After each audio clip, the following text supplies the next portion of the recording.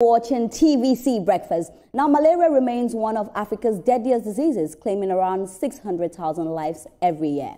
But beyond this human cost is also an economic burden. Now, the World Economic Forum estimates that eliminating malaria could add as much as $16 billion to Africa's GDP each year. Now, as USAID funding cuts threaten to reverse years of progress, many African countries are bracing for a possible rise in new cases. But amid the concern, technology is offering new hope. A company is working with governments to deploy drone-based vector control and AI-powered disease forecasting tools that make malaria prevention faster, cheaper, and far more effective. Now, joining us via Zoom from Ghana to discuss more on this is Head of Africa's Business Sora Technology, Mary Yeboah. Good morning, Mary. What to say? Hi, good morning. How are you? Now, then I go Ghana. Oh, it's peaceful, I guess.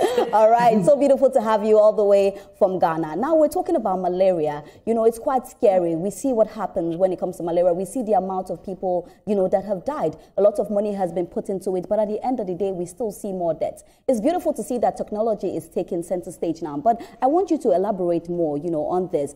How is AI going to help this? We hear it's going to be faster and cheaper, which is something that we're very welcome to. But is it going to stand the test of time? Right. Thank you so much for your time this morning, and also to your viewers and listeners. The question is quite interesting, and I really appreciate your background in giving the statistics in terms of mortality, morbidity, and also the economic impact. And this calls for a technology that is not just targeted, but cost effective. And that's how come Sora comes in. So mainly we use two products. So we have a drone and AI. And most times when you tell people you are eliminating malaria with drones, the question is how. And I would like to share with you how innovative this is. So most countries practice something we call larva source management. And in simple terms, it's trying to find where water bodies are.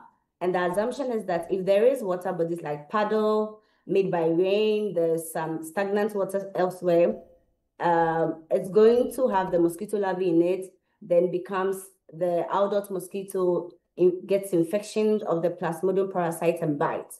That is the transition. So the case for Ghana, what we do is that we randomly go around to spray these water bodies. And we have realized that although this solution is very effective, meaning that you are killing the mosquito from the baby stage, it wouldn't grow to become an adult mosquito to get the infection to go spreading. Yes, it's effective. But the issue here is we need more data to justify that this project is effective. Likewise, it's quite expensive. You need like 3 sets of labor. So the first labor to go into the community to just search for water bodies, which is very tiresome. Like just telling you that go to Lagos, look for water bodies in the course of the day, come and report to me as a health directorate. After you have reported, I train a new team to have the knapsack go and spray these water bodies. Right. So we realized that indeed this is an effective solution, but time-consuming, costly, and perhaps may not be quite sustainable in the course of the period. So with Sora technology, we firstly have a drone that will do the mapping. So it takes away the time factor where you have to go searching for the water bodies. So the drone does the mapping of the area for you. And then the AI, which is attached to this drone, does the analysis. And let me share with you how this magic is. So assuming you go, I'm still using Lagos because that's what I'm familiar with. You go to Lagos, you map the whole of Lagos, you come home, and then the AI runs these data. After it runs the data, it would give you the number of water bodies that were identified. So assuming we find about 100 water bodies, it doesn't end there.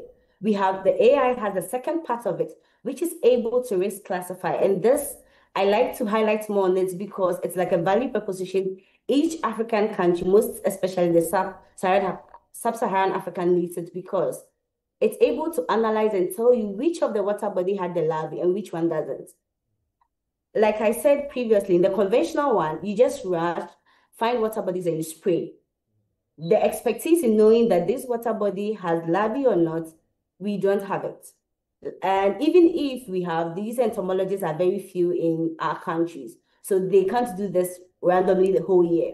So mainly we use volunteers to do such. We don't have the expertise. So the AI comes in to analyze the water body and tells you which one has the larvae or not. And we have found out by data and also on operational research we've undertaken in some African countries, including Ghana, that these water bodies, out of the majority, just about 60% of these water bodies have the larvae, meaning you save about 40% cost in terms of the larvicide they use in spraying. I think some concerns also were with the larvicide. Just to highlight, these larvicides are biolarvicides, so it has no effect on aquatic animals. Its target is just the larvae.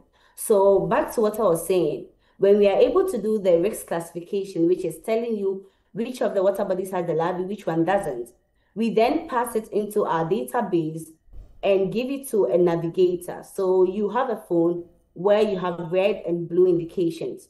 Red telling you which of the water body has the larvae, green or blue telling you which ones doesn't. So you, as a navigator or a sprayer, you are working efficiently to where the larvae is. And you are doing a targeted spraying, meaning that you are spraying water bodies with larvae. Also, this part of the world, we pride in trying to use innovation, likewise manual. So we have drone-based spraying, mainly at the outskirts of the city or peri-urban areas, because where there are settlements, it's quite difficult to navigate drone-based spraying. But the drone will do the analysis, do the mapping analysis, then human-based spraying based on an effective tool for navigating. Yeah. All right. You actually took my question and answered it without even knowing that somebody was going to ask you that. You know, from what you have explained, a lot of human effort has been removed because of this drone. I was going to ask you if you don't have drones that will spray those water bodies that the AI has told you has the larvae. But so let's move on. Apart from doing this, in Rwanda, we know that they send prescriptions to patients via drone. Are you thinking of getting to that point? Are you partnering with health organizations for things like that, or your focus is just on killing the larvae before it becomes a mosquito? Right. Maybe the latter part of the question wasn't so clear. I heard you, Randa, you also mentioned you are thinking of partnering with the ministry. What I said is, we know that in Rwanda, you know, Right. they are using drones to deliver prescriptions to patients, you know, That's and we are asking if you are thinking of that too, apart from just killing mosquito larvae. Right. Thank you so much. Yes. So, Sora actually started as a last mile delivery company. So we do have drones for delivery as well. We do have that. And yeah, we have like 25 kg, 50 kg where we can do last mile delivery. Yeah. So we do have that. And aside that, it's not just malaria. We have other vector control methods. We collaborate with the ministries. So dengue, yellow fever, vaccine distributions. But our flagship one has been malaria. Malaria, okay. Absolutely. Right. Thank you so much for joining us today once again. I want to ask, you know that we've seen that it's mostly foreign tech firms who have led drone innovations on the continent, if we're being honest. I want to know how Sora Technology is different, how we're involving local engineers, local data scientists, and communities to ensure that the fight against malaria is truly African-led, because unfortunately it still remains a very African problem. Right. Thank you. And thank you for this question, quite profound. So for Sora, we work directly with the ministry and then the community. So before we undertake a project, we need some approval because it's a drone company. So mostly this project is spearheaded by the malaria program, which is the national malaria program under the ministry of each country. We just come in with the expertise, co-creating and also passing on the skills. Where we've had projects, just to say in Ghana, all the drones analysis were run locally by the team. So there was technology transfer and also skill transfer. We also ensure that there are enough manuals. We collaborate with the schools, the universities. So like Kenya, like Ghana, also Sierra Leone, Benin. We have MOUs with the academic institutions where we are able to train the local team to make this more scalable and sustainable, not just for malaria. Like the question was asked, are we doing last mile delivery? Is it just beyond malaria? Is it beyond health? So we try and co-create and also do technology and skill transfer. Like myself, I am not a drone pilot, but I can fly drone. Yeah. Okay, girl. Interesting. Right. Ladies do it right. So, Mary, one thing that I'm actually concerned about, fine, you've mentioned malaria, which is the primary thing that you do. We also have the dengue fever, which you find in Brazil and some other countries, and that is very dangerous. But I'm wondering how, what you spray, you know, in, what's it called? Decipher it, where these larvae are, and then you spray them. The substance that you spray them with, because of the climate change, the resurgence of these mosquitoes, and then we're also talking about vaccination and all of that. How are you working with different agencies in ensuring that we stamp out malaria completely, not just killing them now and then they resurface again when we have a new turn of season? I really hope I got the question right. But yeah, thanks so much. So just to start from the part where you mentioned about the resurgence and also the biolarvicide. So mainly because this is malaria and it's national, we would want to go with things that are pre-qualified by the WHO. So that is it's a priority for each country and likewise the company. So we mostly would go in for what the WHO has pre-qualified as a tool we should use, and even as a chemical we should use. And in terms of collaboration, there are quite a lot of technology. There's also new innovations around the public health sector. So we have partnered with a few, looking forward to expanding solution-wise. Like some projects initially, we never used drones for spraying. But then through partnership in Kenya, we realized that there's a need Mary, my question actually, focuses more on the kind of chemicals that are being used, because we know that kind of chemicals. Yes, yeah, because we know that the normal chemical that we use, in fighting malaria, actually leave residue of DEETs. So how not friendly, I'm saying how safe are they for humans, even though you say you always try to avoid congested areas as we see in Lagos and some other areas. But how safe are they to use on mosquitoes and then the humans around there? Right. Thank you so much. Thank you. So this larvicide we use, like the larvicide we use for spraying is a biolarvicide. It's a biolarvicide. So meaning that it has no effect on the aquatic animals, to think of humans. The purpose of it is to just kill the larvae in it, and then the water is safe. The environment is safe. And like I said, it's something that has been pre-qualified by WHO. It's called BTI, made by Valent Biosciences. So it's very safe to the environment. It's really safe. And that's how come we get to use it in country. Yeah. I don't know if I've answered your question. But Mary, let me come to you here.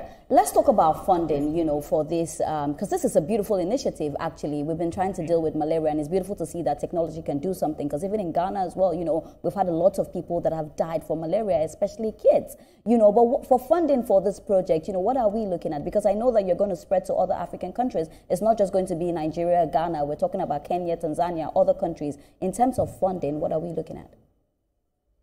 Right. So, yes. And I mean, now there's cuts in funds for malaria interventions. Even the current ones, some of them have been removed. So yeah, it's actually a problem for all innovators or anyone into the health sector, especially malaria. And one thing that is for sure is that countries are looking at a cost-effective solution. So if we were using 1 million USD annually for a malaria intervention, we want to use 50 or 500,000 to do the same thing. And that's how come we are trying as much as possible to do a targeted solution, not to waste so much resources, but to expand the impact with the same funding. I don't know so let me make it simple. A typical example is when we undertook operational research in Ghana, we were able to reduce costs by 27%, meaning that this 27% can expand into the next year. So we'll have maybe 6 months running with it without extra funding. So yeah, that has been the conversation, how the focal persons or actors in public health malaria are bringing in targeted intervention to ensure that solutions are cost effective. And although the funds are limited, we can make the maximum impact with it. So that has been the conversation. All right. Thank you so much, Mary. Fantastic conversations here. Thank you so much. I wish you all the best with this. I pray that it can stand the test of time, and I pray that it can also go to other African countries apart from Nigeria and Ghana. Thank you so much. Thank you. Right. Thank you so much. Thank you for having me. All right. But still to come on TVC Breakfast, for years, cash handout and short-term relief packages have been the preferred response during crisis. But are they truly addressing the underlying problems or simply maxing them? We'll explore this when we come back. Don't go anywhere.